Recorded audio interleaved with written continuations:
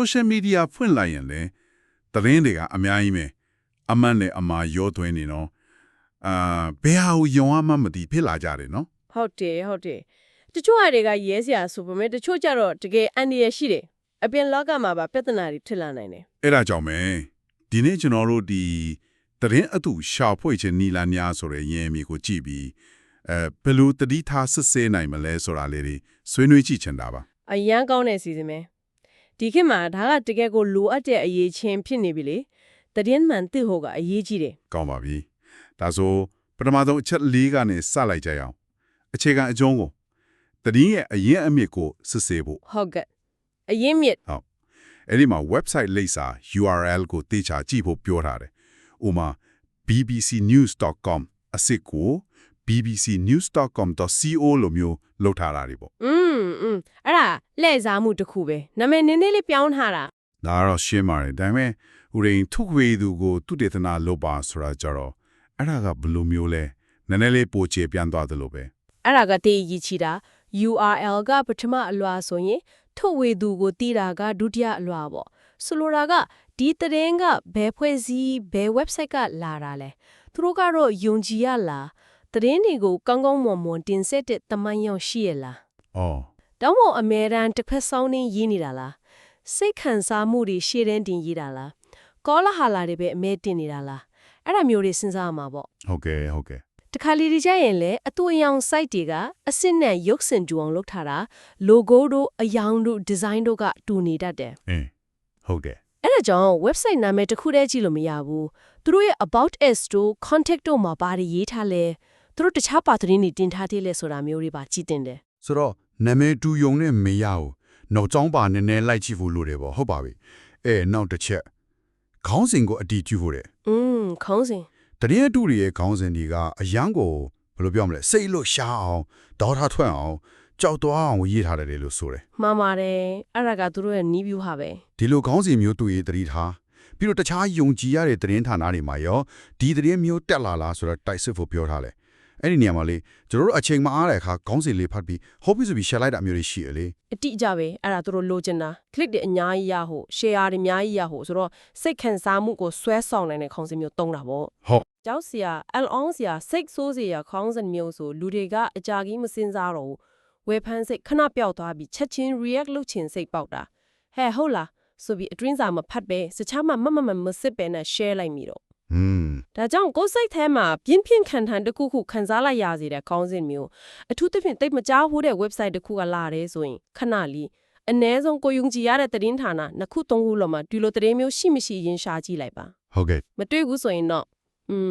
အတူထစ်ဖို့များနေပြီဟုတ်ပါပြီခေါင်းစဉ်ပြီးတော့စောင်းပါတဲ့ကတက်တေအထောက်ထားကိုစစ်ဖို့တယ်အထဲမှာဘလို့ချက်လက်ဒီကိုကာထားလဲယုံကြည်ရတဲ့ရင်းမြစ်တွေလားကျွမ်းကျင်သူတွေဆိုရင်တော့နာမည်နဲ့တကွာဖော်ပြထားလားတက်တေခံချက်ပေါ့အဲ့မှာအမီမဖော်လို့ဒူအတွန်းလူတူဆိုတာမျိုးက red flag ဖြစ်နိုင်တယ်တဲ့အဲ့ဒါစဉ်းစားဖို့ကောင်းတယ်ဒါမဲ့တခါလေတဲ့မန်နေမှာတော့ရင်းမြစ်ကိုကာကွယ်ဖို့နာမည်ပြောက်ထားတာမျိုးမရှိဘူးလားရှိတာပေါ့ရှိနိုင်ပါတယ်ဒါပေမဲ့ယုံကြည်ရတဲ့သတင်းဌာနတွေကအဲ့လိုအမီမဖော်ရတဲ့အကြောင်းရင်းကိုရှင်းပြလေးရှိတယ်ပြီးတော့တခြားအတည်ပြုလို့ရတဲ့အချက်တွေနဲ့ထပ်ပြီးထောက်ခံပေးတတ်တယ်။အော်ဟုတ်ကဲ့။သတင်းအတုတွေမှာကြတော့အတွင်းသတင်းအရာဆိုပြီးလွယ်သုံးလိုက်တာ။ဘာနောက်ခံမှမပါဘူး။ပြီးတော့သူတို့ကိုးကားတဲ့ကျွမ်းကျင်သူဆိုတာလားတော့တကယ်ရှိတယ်လား။နာမည်ကအတူကျူလား။ဒါမှမဟုတ်အနေပဲနဲ့မဆိုင်တဲ့သူကိုကျွမ်းကျင်သူဆိုပြီးပြောခိုင်းတာလား။အဓိကကတော့လေသူတို့ပြထားတဲ့သက်သေတာစစ်လို့ရမရပဲ။ verifiable ပေါ့။ဟုတ်ကဲ့ verifiable ။ဘယ်သူပြောတာလဲ။ဘယ်ကရတာလဲရှင်းရှင်းလင်းလင်းမရှိလေ။တန်တရားဝင်စရာပိုကောင်းလေပဲတခါလေတကယ်အဖြစ်ဖြစ်ထဲကအပိုင်းလေးတွေယူပြီးသူတို့ဇလန်းနဲ့ထည့်သုံးတတ်တာမျိုးလည်းရှိတယ်ဟုတ်တယ်အဲ့လိုမျိုးလေးတွေ့ဘူးတယ်အဲ့ဒါကြောင့်မူရင်းအဖြစ်ဖြစ်ကိုပါပြန်ရှာကြည့်နိုင်ရင်ပိုစိတ်ချရတာပေါ့ဟုတ်ပါပြီတက်တဲ့ရဲ့အရေးတွေးကိုကြည့်ရမယ်ကောင်းပါပြီနောက်တစ်ချက်ကရဆွဲနဲ့ဆက်အကြောင်းအရာ context ဒါကတော့ကျွန်တော်ကိုယ်တိုင်ခဏတွေ့ရတယ်လွန်ခဲ့တဲ့နှစ်တွေကပုံကိုအခုကိစ္စဆိုပြီးတင်တာမျိုးလေဟုတ်ပါအဖြစ်များတယ်ဒီအတွက် reverse image search သုံးဖို့ပြောထားတယ်Google Images မှာပုံရဲ့မူရင်းကိုရှာလို့ရတယ်ဆိုတာမျိုးဒါကသုံးဝင်မှာပဲဟုတ်ပါတယ်ဆက်အကြောင်းအရာ context ကတိတ်ကိုအရေးကြီးတာအချိန်နေရာအခြေအနေပြောင်းသွားတာနဲ့အဲ့ဒီပုံရဲ့အဓိပ္ပာယ်ကလုံးဝပြောင်းသွားနိုင်တယ်မှန်ပါတယ် reverse image search ကဒီနေရာမှာတကယ်အသုံးဝင်တယ် ကိုတန်းရရှိတဲ့ပုံကို Google Images မှာတင်လိုက်ဒါမှမဟုတ်ပုံရဲ့လိပ်စာထည့်ရှာလိုက်အဲ့ဒါဆိုအဲ့ဒီပုံနဲ့စင်တူပုံတွေအင်တာနက်မှာဘယ်နေရာဘယ်အချိန်ကပေါ်ခဲ့လဲဆိုတာပြန်ရှာပေးတယ် ဟော ဒီနည်းနဲ့ဒီပုံကအခုကိစ္စနဲ့ဆိုင်ရလားဟုတ်ရဲ့လားပုံဟောင်းကိုပြန်သုံးထားတာလားဆိုတာလွယ်လွယ်လေးသိနိုင်ရောဗီဒီယိုတွေအတွက်လည်းအလားတူတူတွေရှိလာပြီ အိုးကောင်းလိုက်တာဒါတကယ်လက်တွေ့ကြတယ်နောက်တစ်ခုကတော့နည်းနည်းနီးပညာဆန်လာပြီကြိုးကန်ချဲလဲထားတဲ့မီဒီယာတွေကိုစောင့်ကြည့်ဖို့တဲ့ deep fakes တို့ဘာလို့လား ဟုတ်တယ် deep fakes AI နဲ့လုပ်ထားတဲ့ဗီဒီယိုတူတယ်ပြီးတော့ deepfake ထားတဲ့ဗီဒီယိုတွေစာတန်းထုတ်လွှဲနေတဲ့ပုံတွေဒါတွေကြတော့ခွဲရပိုခတ်လာပြီနော် ဟုတ်တယ်ခက်လာတယ် deep fake နီးများတွေကတစ်နှစ်ပိုကောင်းလာတာတကယ်လို့အစ်စ်နဲ့ခွဲမရလောက်အောင်ကိုဖြစ်လာနိုင်တယ် ကြောက်စရာပဲ နိုင်ငံရေးသမားပုံစံတူပါပြီးသူမပြောလာတွေပြောခိုင်းတာမျိုးနာမည်ကြီးတွေပုံစံနဲ့မဟုတ်တာတွေလောက်ခိုင်းတာမျိုးလုပ်လို့ရလာပြီ ဟုတ် ဗီဒီယိုတွေကိုလည်းအသေးပဲလွယ်အောင်ဖြည့်ညက်ကတ်လုံတာတွေရှိတယ်ဒါကြောင့်ကိုတွေးလိုက်တဲ့ဗီဒီယိုပုံတစ်ခုကအရန်ကိုမယုံနိုင်စရာဖြစ်နေတစ်ခုခုတော့လွဲနေတယ်လို့ပဲလို့ခန်းစားရရင်အချက်အလက်စစ်ဆေးတဲ့ အဖွဲ့အစည်းတွေက website တွေမှာတွားကြည့်တာအကောင်းဆုံးပဲ fact checking sites တွေပေါ့ ဟုတ်ကဲ့ snopesfactcheck.org politifact တို့လိုနိုင်ငံတကာမှာရှိတယ်လို့အားရှာရဲ့အတွက်ဆို AFP fact check ရှိတယ် Reuters fact check ရှိတယ်မြန်မာပြည်မှာဆိုရင်လည်းတီးစံစစ်ဆေးတဲ့အဖွဲ့လေးတွေရှိပါတယ်သူတို့ကဒီလိုတန်တရားဖြစ်စရာတွေကိုစစ်ဆေးအတည်ပြုပေးတယ် ဒါဆိုရင်တော့ကျွန်တော်တို့ဘက်ကပိုပြီးတတိထားဖို့လိုလာပြီမိပညာကရှုပ်ထွေးလာလဲစစ်ဆေးမှုကပိုအရေးကြီးလာလဲပဲနောက်တစ်ချက်ကစိတ်ပိုင်းဆိုင်ရာနဲ့ဆိုင်တယ်စိတ်ပိုင်းဆိုင်ရာခြေလဲမှုကိုတတိထားပါတဲ့ စိတ်ခံစားမှုပေါ့ ဟုတ်တယ်တရင်တူတွေကအကြောက်စိတ်ဒေါသနာကျင်မှုလို့ပြင်းထန်တဲ့စိတ်ခံစားမှုတွေကိုပြစ်မှတ်ထားပြီးတော့လူတွေကြားမိမင်းပြန်အောင်လုပ်တယ်ဆိုတာလေဒါစောစောကခေါ်စင်ကိစ္စနဲ့နည်းနည်းဆင်းတယ်လို့ပဲ ဟုတ်တယ်ဆက်နေတာပေါ့ခေါင်းစဉ်ကဆွဲဆောင်လဲအတွင်းကြောင်းရပုံနေဗီဒီယိုတွေကအဲ့ဒီစိတ်ခံစားမှုကိုပို့ပြီးအားကောင်းအောင်လုပ်ပေးတယ်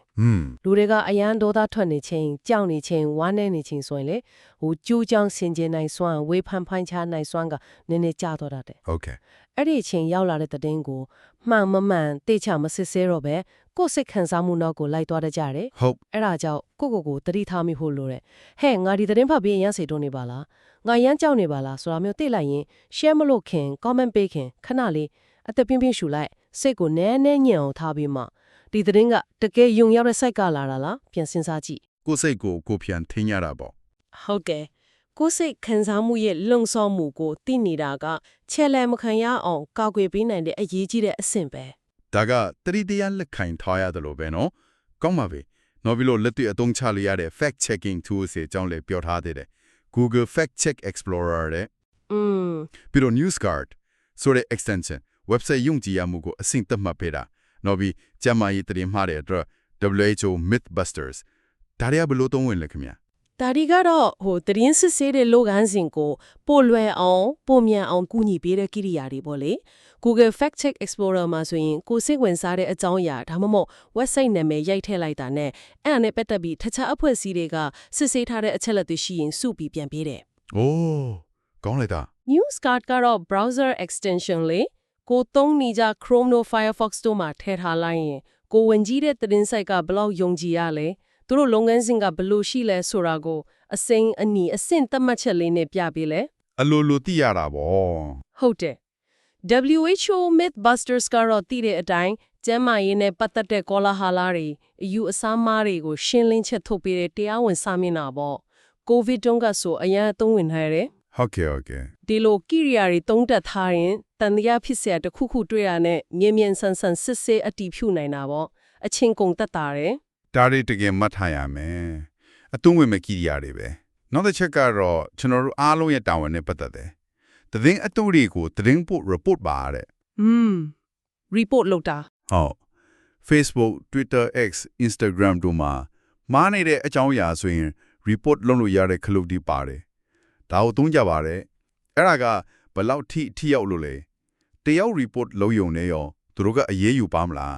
တရုတ်ထဲ report လုပ်တာကတော့ဟုတ်ချင်မှဟုတ်မယ်ဒါပေမဲ့လူအများကြီးကအကြောင်းအရာတစ်ခုတည်းကိုဒါသတင်းမှားဗျာဒါအတူကြီးဆိုပြီး report တွေအများကြီးလုပ်ကြမယ်ဆိုရင်ဒါက platform ရဲ့စနစ်တွေသူတို့စီကလူသားစစ်သူတွေရဲ့တတိပြုမိမှုကိုဆွဲဆောင်နိုင်တယ် ။အော်ပမာဏများလာရင်ပေါ့ ဟုတ်တယ် အဲ့ဒီ report တွေကိုကြည့်ပြီးသူတို့ကအဲ့ဒီ post ကိုပြန်စစ်ဆေးမယ်တကယ်မားနေတဲ့အန်ဒီရရှိတဲ့ဆိုရင်သူ့ရဲ့ပြည့်နှက်မှုကိုကန့်တတ်တာ news feed မှာပေါ်တာနဲထောင်အောင်လုပ်တာတတိပေးစာတန်းကပ်ပေးတာဒါမှမဟုတ်လုံးဝဖြူချပစ်တာတွေလုပ်နိုင်တယ် ဟုတ်ကဲ့ ရှိတဲ့အကြောင်းအရာတခြားသူတွေစီစက်မရအောင်ကူညီလိုက်တာပဲစူပေါင်းပြီးလုပ်ရမယ့်တာဝန်တစ်ခုလုံးမြင်စေခြင်းနဲ့ ဟုတ်ကဲ့ကိုတရုတ်ရဲ့လှုပ်ဆောင်ချက်ကအရေးမပါဘူးမဟုတ်ဘူးပေါ့အားလုံးပေါင်းလိုက်ရင်အင်အားထစ်သွားတာနောက်ဆုံးအချက်ကတော့ကျွန်တော်အထင်ရေရှည်အတွက်အရေးကြီးဆုံးပဲမီဒီယာတက်မြောက်မှု media literacy ကိုတိုးတက်အောင်လုပ်ပါတဲ့ ဒါအဓိကအချက်ပဲ ကိုရောကိုပတ်ဝန်းကျင်ကိုပါတရင်မားတယ်ဘလို့အလုပ်လုပ်လဲဘလို့လဲစားလဲဆိုတာတိအောင်လုပ်ပညာပေးဖို့လုပ်လဲလို့ဆိုလိုတာထင်တယ် ဒါဒီပြဿနာရဲ့အရင်ခံအဖြေလို့တောင်ပြောလို့ရတယ်ပုံမပြောခဲ့တဲ့နီလန်းနီအားလုံးကတကယ်တော့ဒီ media literacy ရဲ့အဆင့်ပိုင်းနေပဲ ဟုတ်ကဲ့ ဝေဖန်ပိုင်းခြားသွေးခေါ်တတ်ဖို့ critical thinking